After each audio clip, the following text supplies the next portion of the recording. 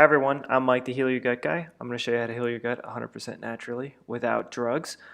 Today we are going to review a video by Dr. Berg. I'm a big fan of Dr. Berg. I watch a lot of his videos. Let's analyze some of his advice on IBS and how to treat it. Let's start. The first one is gluten. Gluten. Now, you probably already know this. Gluten is the protein in grains, okay, specifically wheat.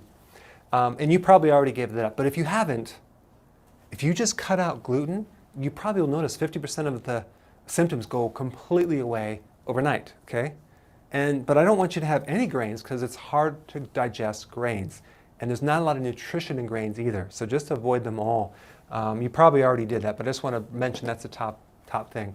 And by the way, if you're allergic to gluten, the reason why you're allergic because a true allergy is to a protein, and gluten is the protein in the grain, okay? The same thing with dairy.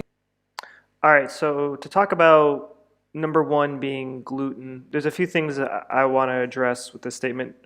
So there's a big difference between the gluten in wheat today and ancient grains. Grains like spelt, emmer, einkorn, kamut.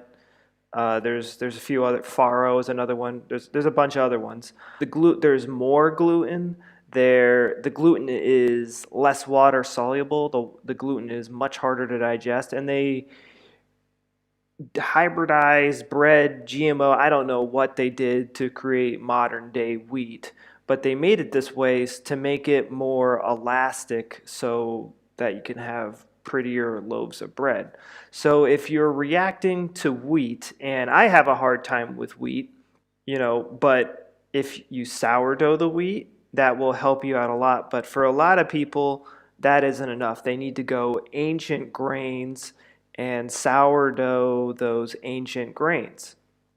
And then you also have to look at whether you're eating whole grain or refined grains, and you want to stay away from the whole grains. Whole grain has bran in it, and bran is the protective shell of the grain, and it has lots of anti-nutrients in it, and it's very hard on your digestive system. So if you're really craving bread and you want to try to bring bread back into your diet, the best way to do this is to look for a white ancient grain sourdough bread. You're going to have the best chances of not reacting to that. Another statement was made that there's not much nutrition in grains, and that's just not true at all. The grain is the most nutrient dense part of the grass. It's a baby. It has all the nutrients packed into it so that it can grow into a plant. And when we look into Weston A. Price's work, who investigated what primitives were eating, they all had some sort of starch. And a lot of them relied on grains. If you're religious at all, spelt, wheat was a staple in everyone's diet, and humans need carbs. I know Dr. Berg is big on keto, and keto is great for addressing an infection for short-term use, but we need carbs. It is a super easy source of energy, and glucose is a huge building block of the body. You need glucose, but it could also feed an infection in your gut. And most people with IBS are dealing with some sort of infection. So watch out for gluten and other grains, and be very careful of gluten-free products. They're made with whole grains, and that means that there's bran in it, and it's very, very hard to digest, and it's going to rip you a new one. See, sometimes people think chickens and eggs are dairy. They're not. Dairy is milk derivatives, anything from milk. Cheese, milk, yogurt, kefir, that's dairy. And so you have the protein in dairy, it's called casein, and you might have a casein allergy, okay? But you also could have a lactose intolerance. That's different, but that can create digestive problems. So with IBS, you have a combination of allergies, intolerances, and just sensitivities, okay, to different foods. Now, this is really cool. Number 3. I'm not sure what he was trying to say about dairy there. If you react to dairy and you love dairy, like most people do, you want to try raw dairy products. These are these are made from milk that has not been pasteurized. And about 100 years ago, most doctors used something called the raw milk cure to cure tons of people of IBS. They just put them on bed rest and they gave them about a gallon to a gallon and a half of raw milk throughout the course of the day, and a lot of people got better. They had like a 95% success rate. It's not as successful today because sort of how raw milk is processed today, even on like a local farm, and our exposure to antibiotics and other crazy things. But I have a video that shows you how to do the raw milk cure and a bunch of mistakes people usually do with the raw milk cure today and why it's not working for people. But dairy is part of a healthy diet, but you want it to be raw dairy and you want it to be from healthy cows. And the problem is with most conventional dairy, they're feeding the cows crap, so a bunch of crap ends up in their milk, and then you drink it, and your immune system freaks out because there's a bunch of crap in the milk. When someone comes in with an IBS flare-up, I always ask them, number 1, when did it happen? Okay? When? Number 1. Number 2, what did you eat? But normally they can't remember, so they don't keep a food log. So what I want you to do is keep a food log, because if you can isolate when you started having problems and then you knew what you ate, then we can narrow down very quickly what you need, what's irritating your gut. Okay? Is it an allergy? Is it a sensitivity? And the problem is when you eat a lot of combination of foods, it's really hard because there's too many variables. So if you have IBS, it's better to have maybe 1 or 2 foods at a time that you're eating so we can narrow it down. And just from a process of elimination, we can find out what you can eat and what you can't eat. Okay? Don't keep eating things that are irritating your gut, all right? So keeping a food log is big, and this is something I should probably remind you guys more to do. It is very important to write down what you eat and how you ate it. Did you wolf it down? Did you inhale it, or did you chew it? How much did you eat? What did you eat? It makes you more accountable of what you've done when you're actually writing down what you did. And when you have stuff written down, like sure you can remember what you ate yesterday and maybe 2 yesterdays ago, but you start thinking back a week ago, you don't even remember. You will analyze stuff much more effectively if you have it written down. And in our course right now, I just got done completing a detailed step-by-step guide for people in phase 0, and I have you guys write down exactly what you're eating, how much you ate, how you ate it, etc., because identifying the things you did to injure your gut and not doing them anymore is the only way to heal IBS. The I in IBS stands for irritated, and body parts only become irritated when you injure them. So I love number 3.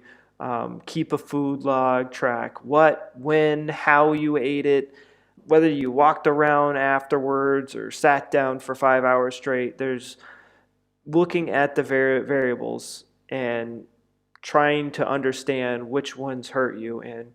And with our videos and our information, we try to define all the variables and how they affect your gut so you can better guess what hurt your gut.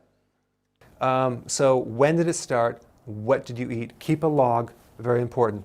Fermented foods, that would be like sauerkraut, kefir, things that are already broken down. Those are easy to digest.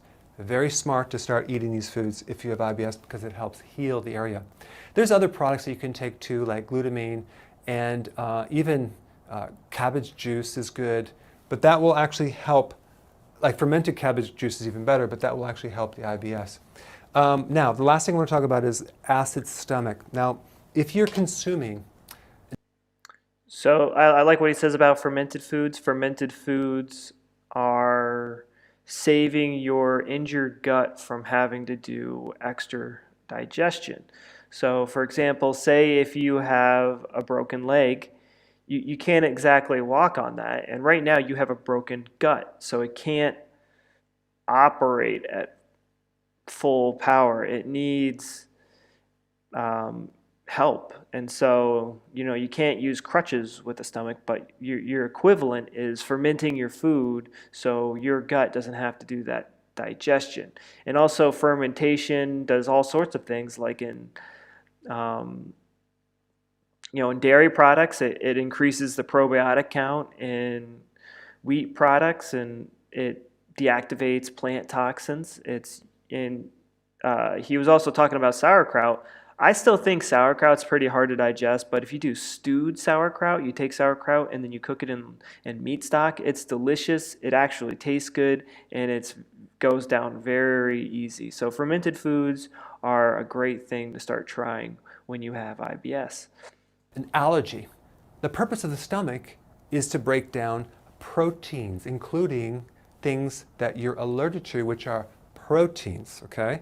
So if your stomach is too alkaline, you're not going to break those down. So it's going to bypass the stomach, these proteins, get into your small intestine and irritate the heck out of your colon, creating all sorts of problems. So just by acidifying your stomach, you can create a lot of benefits. So I use something called apple cider vinegar plus. This has a concentrated apple cider vinegar plus something called betaine hydrochloride, which basically acidifies your stomach.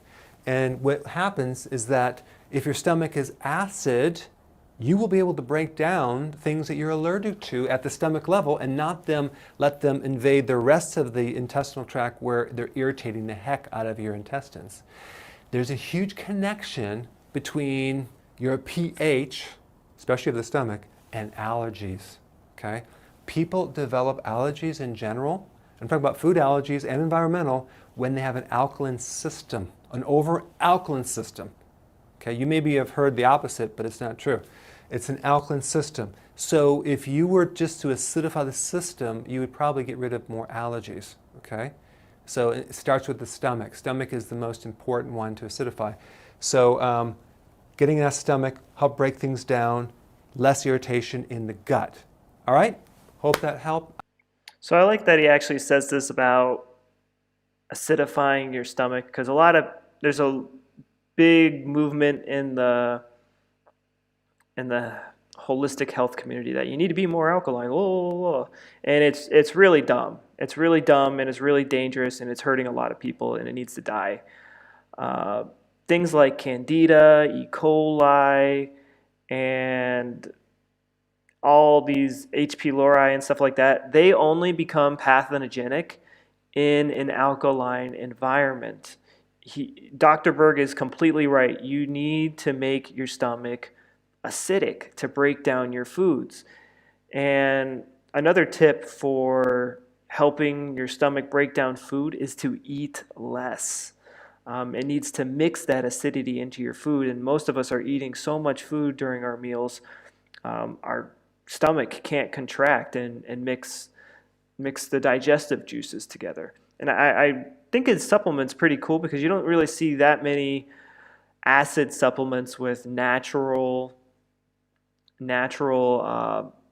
ingredients, because usually hydrochloric acid, it's great, it's good, but it's not like natural. Where he's using apple cider vinegar to achieve that acidity, and usually in primitive times, you usually had some sort of vinegar with your meal or some sort of fermented food to help build up the acidity in your stomach. It's all about bodily efficiency. We're trying to save our our body from extra work, and if our stomach is more than capable of making hydrochloric acid in a normal state, but it's injured right now. It's Your whole body's injured. It's suffering. We need to help it out. We need to baby it. And supplementing hydrochloric acid or some sort of acid our system will have more nutrients left over to actually heal tissue. in every avenue of medicine, the only way you can heal is to rest. And this is how you let your digestive system rest. I will see you in the next video. Cool. And that's it for the video. Yeah, check out some of other Dr. Berg's videos. He has a lot of great videos. Yep. So that's my 2 cents on IBS. I think this is a pretty old video, but yeah, I refer to a lot of Dr. Berg's video. I really like his work. So thanks, Dr. Berg, if you watch this, and good luck healing your IBS if you're not Dr. Berg. So bye.